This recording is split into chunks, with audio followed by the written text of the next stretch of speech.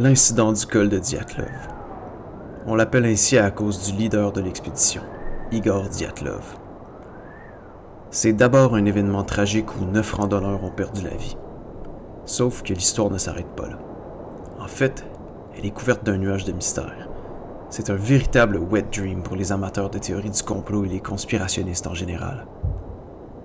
On parle de détails qui, quand rassemblés, semblent se contredire les uns et les autres, de censure gouvernementale liée à la guerre froide, de tests secrets d'armement, d'ufologie, de cryptozoologie, d'histoires de tribus non civilisées dans les environs. Bref, vous voyez le portrait. S'étant produite en 1959, l'histoire a eu le temps d'évoluer et d'être disséquée au cours du 20e siècle, mais surtout depuis son arrivée sur Internet. D'où toutes les théories abracadabrantes à son sujet. Même si on écarte toutes ces hypothèses, l'histoire elle-même en soi est assez étrange et effrayante. Sans plus attendre, plongeons ensemble dans les détails qui la composent.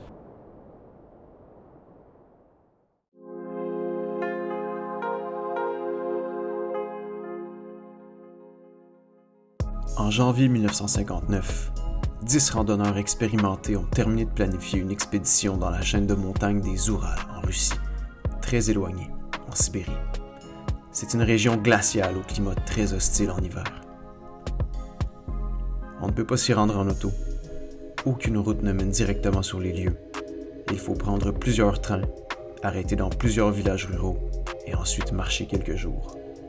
Néanmoins, l'équipe est chevronnée et ils ont déjà fait des expéditions similaires. Le voyage est censé durer 3 semaines, avec un retour à la civilisation prévu pour le 12 février. L'expédition est organisée pour un corps universitaire afin d'étudier la géologie de la région. Les randonneurs devront passer par plusieurs points d'intérêt, documenter leurs trouvailles, ainsi qu'escalader un des plus hauts points de la chaîne des Urals. On sait, grâce aux journaux bien documentés de ses membres, ainsi que de nombreux films d'appareils photo qu'ils ont laissés derrière, que l'expédition se déroule initialement relativement bien. Mis à part que Yuri Yudin, un des 10 membres, quitte le groupe en raison de problèmes de santé dans les débuts du périple. Il retourne sain et sauf dans une ville rurale et retourne en Russie métropolitaine par voie ferroviaire. Cette décision lui aura sauvé la vie. L'équipe continue sa grande escapade et fait le tour de plusieurs communautés. Ils visitent même une base militaire sur leur chemin. Le 1er février, l'équipe marche déjà depuis des jours. Ils décident de ne pas trop avancer l'expédition ce jour-là, car la plus difficile des ascensions s'en vient. Ils planifient donc consacrer l'entièreté du 2 février à la montée. De plus, une violente tempête de neige se montrait déjà le bout du nez, et pour couronner le tout, le soleil commence à se coucher vers 15 heures dans cette région. Le 1er février, ils déposent des surplus d'excédents liés au départ de Yuri à un endroit stratégique et décident de se monter un campement pour la nuit sur une pente faisant partie du mont Kolatsiakil, joyeusement surnommé la montagne de la mort par le peuple Mansis, natif de la région. On ne sait pas exactement pourquoi ils ont choisi d'installer le campement sur la pente de la fameuse montagne, étant donné la situation de tempête. Certains experts modernes débattent qu'ils n'auraient pas dû monter du tout et au lieu, passer la nuit dans une forêt dense située à quelques kilomètres de leur camp actuel. Ce qui les aurait abrités des vents violents et leur aurait donné une source stable de bois pour se réchauffer. Alors que d'autres experts citent que l'endroit était tout aussi stratégique, car le vent venait peut-être du sens opposé de la montagne et que la tempête aurait simplement passé bien au-dessus des voyageurs. Les habitants de la région sont connus pour de telles manœuvres, si la situation le permet durant leurs propres expéditions. Alors que certains disent qu'ils avaient gagné un peu d'altitude ce jour-là et ont simplement décidé de camper là pour ne pas avoir à descendre en pleine tempête de neige et devoir remonter le lendemain dans les mêmes conditions.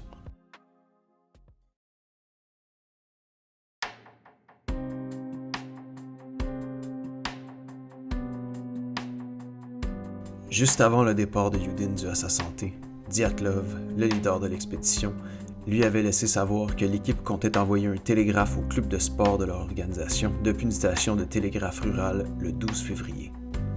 Mais quand le 12 février passa, aucun message n'a été reçu.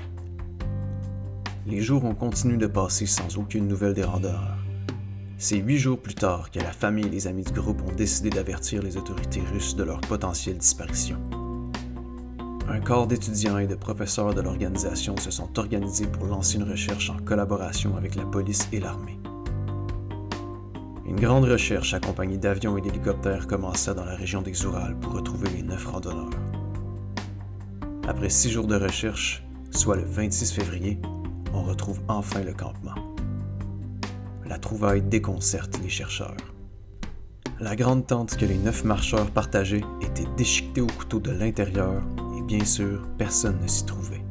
De plus, les bottes et souliers de tout le monde étaient toujours à l'intérieur, signifiant qu'ils avaient évacué la tente de manière urgente et sont partis dans la neige et le froid extrême nu-pieds. En analysant les alentours de la tente, on remarque 9 traînées de pas, tous nu-pieds, sauf une qui laissait savoir qu'un des individus portait un seul soulier lors de leur fuite urgente. Les enquêteurs ont suivi les pas pendant plus d'1 kilomètre jusqu'à l'entrée d'une forêt où on découvra les 2 premiers cadavres. Georgi Krivonichenko et Yuri Doroshenko, sous un grand pin. Les 2 hommes étaient en sous-vêtements et avaient tenté de faire un petit feu.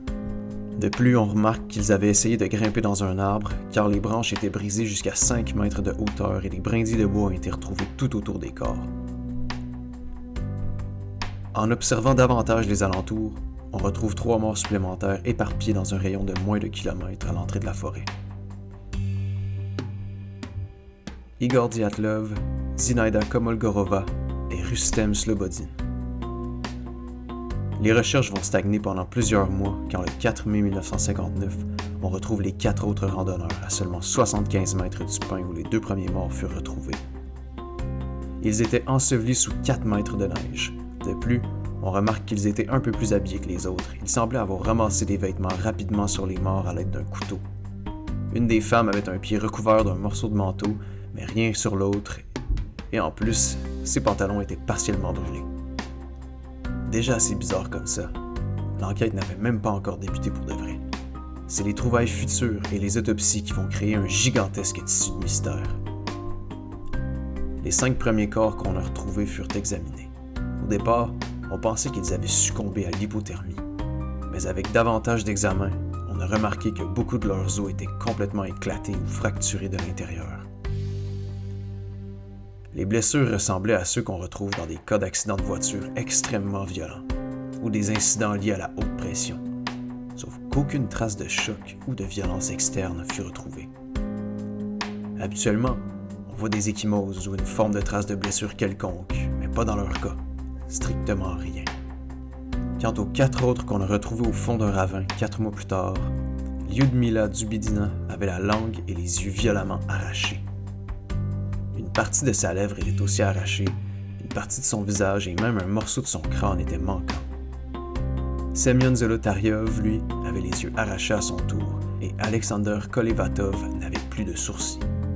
On soupçonna d'accord que les habitants locaux auraient pu tuer les randonneurs, mais on écarta rapidement cette piste pour plusieurs raisons. Premièrement, aucune trace de pas autre que les 9 voyageurs était présente, et de plus, la force avec laquelle les blessures mortelles furent infligées était beaucoup trop puissante pour être effectuée par d'autres humains. Et même si quelqu'un était assez fort pour exercer une telle force, des traces externes seraient laissées dans le cas des blessures internes.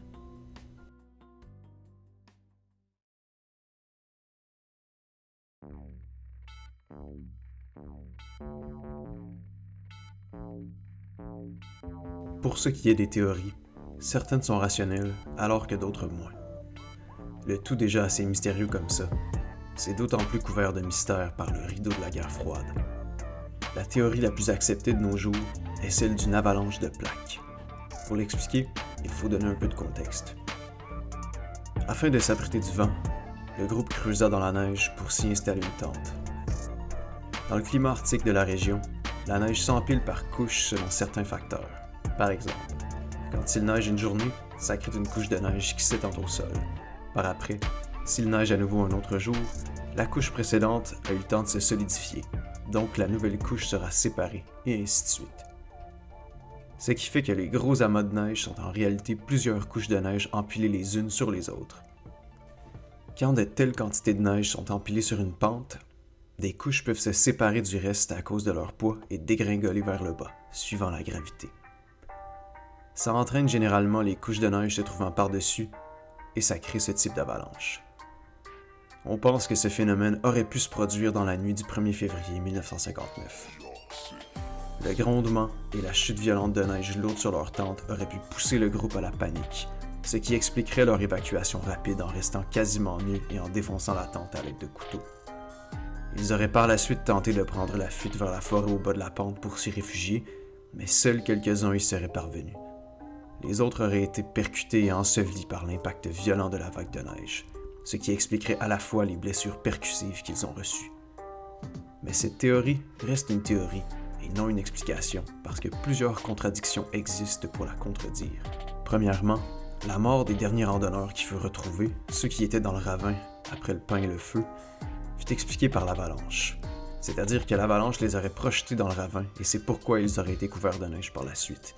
Mais ça n'a pas de sens, car Jorgi et Yuri, qui furent retrouvés en premier, étaient au milieu de la trajectoire de l'avalanche, mais furent épargnés. De plus, un choc si violent aurait laissé des traces et aurait endommagé les arbres à l'entrée de la forêt, mais rien de ça ne fut constaté. On rapporte aussi que cette région n'est simplement pas le théâtre d'avalanches. Des centaines d'expéditions ont été entreprises depuis le drame et aucune d'entre elles ne rapporta d'avalanche dans le secteur, encore moins de ce type.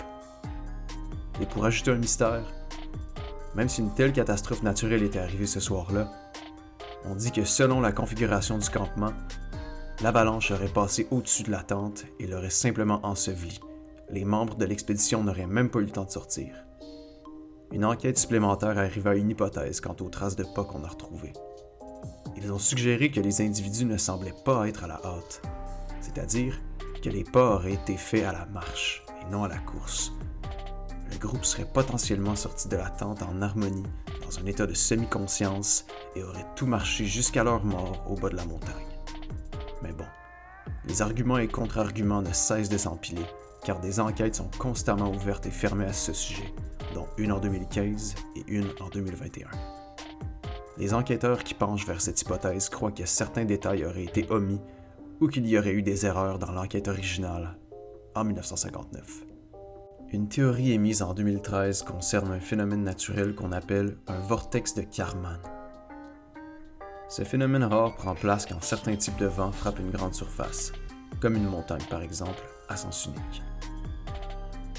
Ça crée une espèce de spirale de vent fort qui se percute l'un et l'autre. Ce type d'événement produit beaucoup de sons effrayants, et surtout des infrasons. Donc des sons qu'on n'entend pas nécessairement, mais qui produisent des vibrations à basse fréquence pouvant avoir un impact sur nos organes et certaines fonctionnalités de notre cerveau. Les gens qui ont avancé cette théorie croient que des infrasons de ce type auraient pu pousser l'expédition en état de panique et de confusion, ce qui les aurait poussés à fuir le campement sans logique et seraient morts de froid et de chute, expliquant leurs os fracturés. L'incident de Dyatlov se passe en 1959, en plein cœur de la guerre froide. Des histoires de tests secrets ou d'actions clandestines menées par les Américains ou l'URSS, on n'en manque pas. La première théorie de cette branche inclurait de potentiels tests nucléaires, des armes nucléaires tactiques, c'est-à-dire de petites explosions radioactives localisées au lieu d'immenses vagues de destruction, ou encore des génératrices d'ondes radioactives, donc pas de projectiles balistiques, seulement que des radiations. Ce type d'arme existe réellement, soit dit en passant. Le support pour la théorie nucléaire vient du fait que des radiations ont été retrouvées sur les vêtements d'une des victimes et que la peau de l'escouade entière était orange et semblait brûler lors des funérailles. Certains éléments alimentèrent cette théorie, notamment que l'État soviétique aurait tenté de retenir cette information du public et qu'ils auraient pris le dessus sur l'enquête pendant plusieurs années avant de divulguer quoi que ce soit. Sinon, on parle de tests de bombes parachutes, c'est-à-dire des mines maritimes détonnées dans les airs à partir d'un avion. Ces explosions sont excessivement bruyantes et produisent de terribles ondes de choc, mais peu de dégâts externes. Donc, le bruit aurait pu faire fuir l'expédition, croyant qu'une avalanche allait se produire, et les ondes de choc créèrent de la pression interne dans leur corps, justifiant les dégâts internes qu'ils subirent. Sinon, on parle de potentiels tests américains pour tester leur capacité à attaquer l'Union soviétique, Des bombes flash ont été utilisées en Sibérie par les Américains la même année. Des documents maintenant classifiés sont là pour le prouver. Ces 3 théories coïncident avec des phénomènes étranges qui eurent lieu en ces dates et qui pourraient diriger vers des théories un peu moins orthodoxes. Avec les circonstances assez bizarres, tous les éléments contradictoires, le manque d'informations et le fait que l'événement est constamment disséqué depuis plus de 60 ans, des théories sont sorties de tous les sens, d'autres moins terre-à-terre que d'autres. Premièrement, on parle de Yétis, d'animaux légendaires, de tribus cannibales secrètes, d'extraterrestres et tout le tralala. Bref, je veux pas m'embarquer là-dedans, parce que je pense qu'on a assez de la réalité et du scientifique pour tenter d'assembler le casse-tête. Certains éléments qui ont mené à ces théories peuvent être jumelés à des théories plus réalistes. Par exemple, des sphères oranges et des bruits étranges ont été rapportés par plusieurs communautés dans les environs généraux de l'incident, tous indépendamment. Alors que certains vont tout de suite plonger dans le paranormal, certains ont analysé les théories militaires pour faire des liens. Les types de bombes mentionnés comme étant les potentiels coupables peuvent dégager ce type d'éclairage pour être dirigés dans le noir, ou simplement en explosant. La seule vérité sur l'incident de Dyatlov est que c'est une tragédie, et que peu importe toute la spéculation et les théories, on n'a réellement aucune idée de ce qui s'est produit ce jour-là. Ça reste un énorme mystère et sème les passions de plusieurs. C'est maintenant devenu une source d'inspiration pour beaucoup d'œuvres de fiction d'horreur et continue à être inspecté de près d'une année à l'autre. Des expéditions sont encore souvent envoyées sur les lieux pour y étudier les phénomènes naturels et utiliser la technologie la plus à jour avec l'espoir qu'un jour, le mystère de Dyatlov sera résolu.